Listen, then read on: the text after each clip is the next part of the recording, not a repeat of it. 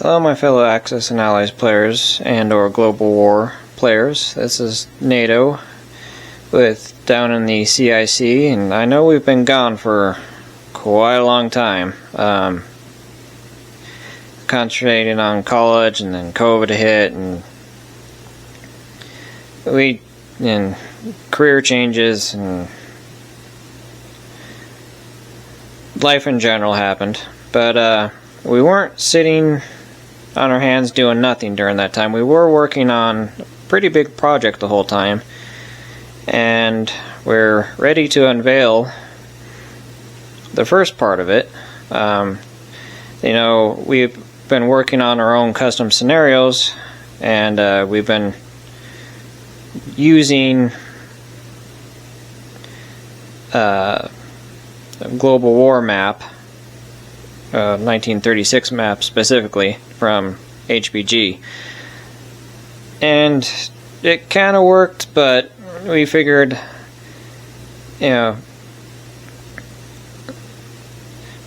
why not make our own maps that were tailor-made to the actual scenarios? Because trying to fight a 1700s war on a World War II map, I mean, you can do it in a pinch, but you do lose a bit of authenticity and accuracy on it. So, without further ado, this is what we've been working on for the last 2 years, making our own maps for our Wars of the World series. Now this is the first map of several, because you can't fit 250 plus years of armed conflict onto a single map. Territories change too much, but this is the first of 4 maps that we created.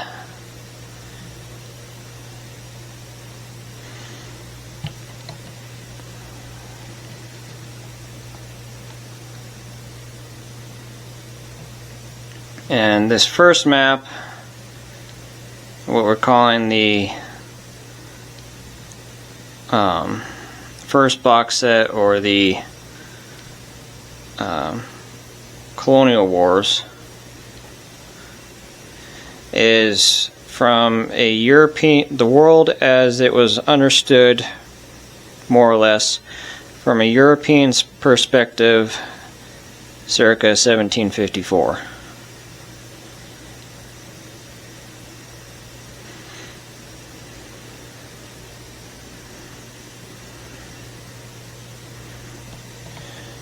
This was hand-drawn by me.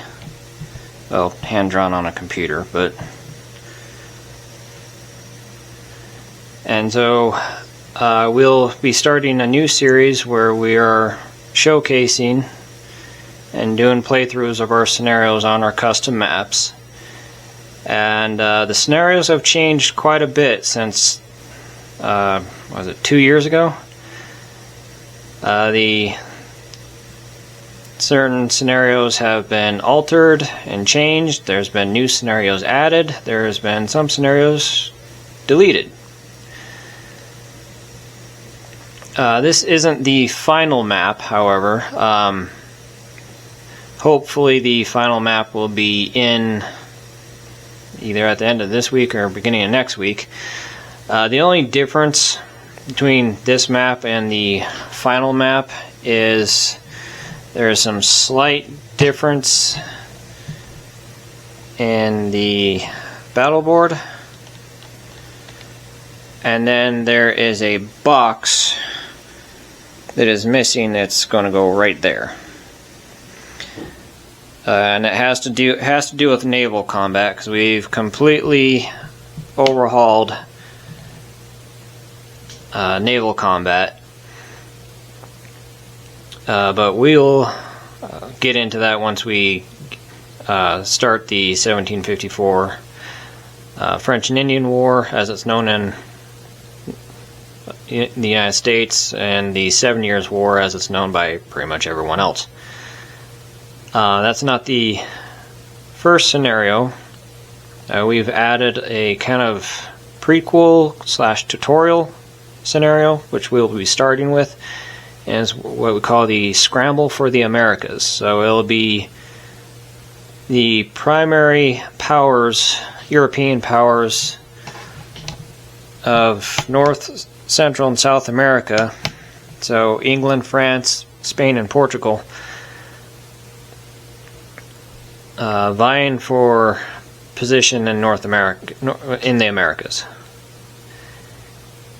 And they won't be able to directly fight each other. They'll indirectly fight each other through the natives, and using the natives to slow their opponents down. And basically the goal is the first European nation to acquire all of its as printed territory wins. It has no bearing on the future conflicts. If you guys remember, the core concept of our scenarios is they're all interconnected. So how one ends will dictate how the next conflict begins. This one, however, has no bearing. It is strictly for new players who have never played a strategic level strategy board game like this, to kind of get their feet wet a little bit. A lot of the more complex mechanics of our game are stripped away, and this is just down to the very basic core mechanics, so turn phases and things like that. We'll go into more detail once we start the actual playthrough, but like I said, this is primarily just to teach people who have never done anything like this how the game works. Although if you are an experienced player, I think it can still be entertaining, as it's just a low intensity, simplified, kind of quick game that doesn't have any real lasting consequences like the rest of our game will. So without further ado, I'll get the Scramble for America prelude set up, and we'll come back with a little more detailed explanation of how the prelude works, and our own custom sculpts that we've made, because we invested in a 3D printer, so we've also spent the last couple months printing our own pieces. So look forward to seeing that, and I'll see you again soon in the CIC, and we'll come back with the Scramble for the Americas. Welcome back, Axis Analysis players. This is NATO in the CIC, and we got the Scramble for America prelude set up for you guys. It's not a very big scenario. Like I said earlier, it's meant to be kind of a tutorial for new players. There's some of the new sculptures that are talking about that we printed from our new 3D printer. And then there is the goal of the scenario for the European powers to carve out the empires in the Americas, and the natives that they will be fighting / negotiating / playing off each other, and the natives will be doing the same in return. All those black dots are just roundels. That's the way to signify that it's still under native control. Once a European power takes one of its printed territories, they'll just remove that roundel to signify that they own it. Here's a more blown up view of east coast of North America. Some of the specific rules for this are the natives, they actually can't move unless it's to attack a European power.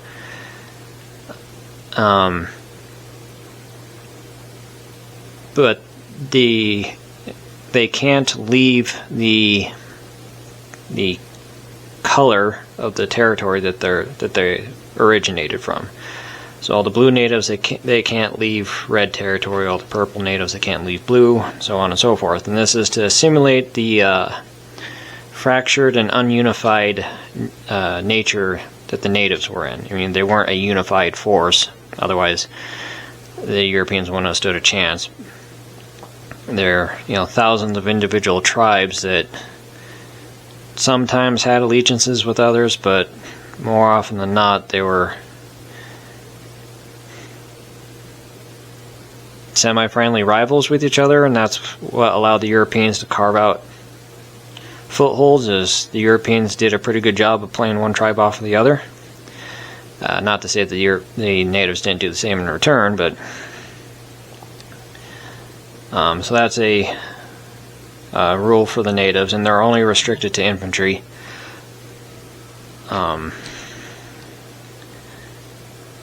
The black figures, because one of the British and French abilities is, if it's the first time that they've entered a territory, they have a chance to acquire the territory peacefully through negotiation and trade and things like that. And those black figures are just to designate that they have never been visited by European power. For the British, they can pull this off on a roll of a 1 on a d6. For the French, they can do it on a 2 or less. That's because the French historically had a little bit better relations with the natives, tended to be more peaceful, and didn't have to fight the natives as much as the British. The Spanish and the Portuguese, they have to fight. They don't have that ability. They have to fight for every territory. For Spain, it's because historically they didn't really try to negotiate with natives. They just kind of conquered them. And Portugal, it's mostly a balancing issue, because Portugal only has 3 territories that they have to take. So Portugal gets 1 or 2 lucky rolls, and they're already way ahead of everybody else. Let's see. Spain does start with a little bit of a head start. It starts with them already having Cuba and eastern Mexico. That's to signify, because there's no calendar for this game, but it starts sometime after Hernan Cortez's campaign against the Aztecs. But also, Spain also has the most territory it has to take. It has all of that, all of South America, and then all of that over there to take, so Spain getting a little bit of a head start. I think it just makes it a little fairer for the Spanish player. Let's see, that white obelisk there, it's another thing that we use our 3D printer for. That's our battle marker, just to designate which territory the figures are coming from when they do battle.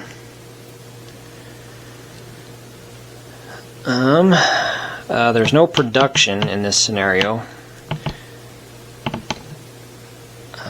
England, France, and Spain just get 2 units of their choice per turn. Everyone else gets 1. The European powers have the full spectrum of unit types, so they get militia, infantry, cavalry, cannon, frigates, transports. For the natives, they only get infantry.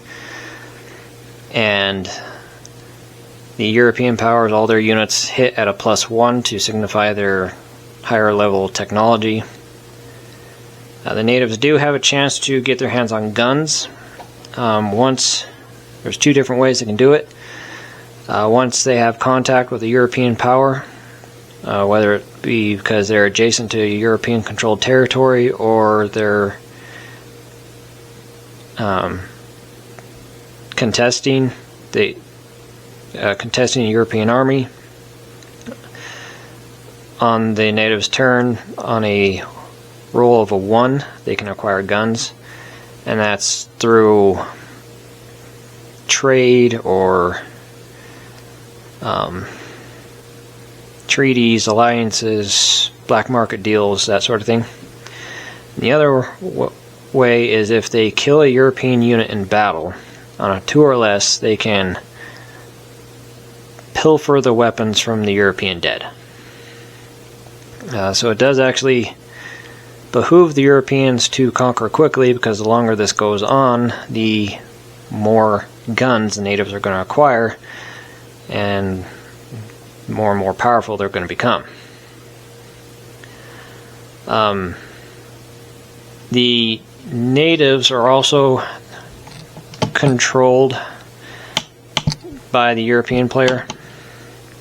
So the British player will control the natives that the French player will be facing, and the French player will control the control the natives that the British player will be facing, and so on and so forth. So that's how the European powers indirectly fight each other, is through the natives. European powers can lease a unit to the natives. It'll be strictly infantry, but that's how the European powers will use the natives to slow down and play each other off. So this is almost like a Cold War almost, but like I said, it's there's no technology, no political decisions. Like I said, it's stripped down to the bare basics for new players to this type of board game, but it can still be fun for experienced players. We won't be doing a turn by turn like we've done in the past. We're probably just going to play till a major event happens and then recap from there. We are planning to go from 1754 all the way to 2050, and doing a turn by turn on that would take forever. For this, because there's no calendar, there's no major events, we'll probably just every 6 or 7 turns stop and do a recap of what happened. But other than that, that's pretty much it. That pretty simple scenario, but that's kind of the point. Do pull back so you can kind of see a bigger picture of the board. That's our fancy dice tower that we printed off, that we love to tears. Just take the dice and drop it down the top, and collects in the little courtyard thing right there, and see, we got 1 hit. But other than that, we'll stop it here and do a couple turns and come back with a recap. See you then.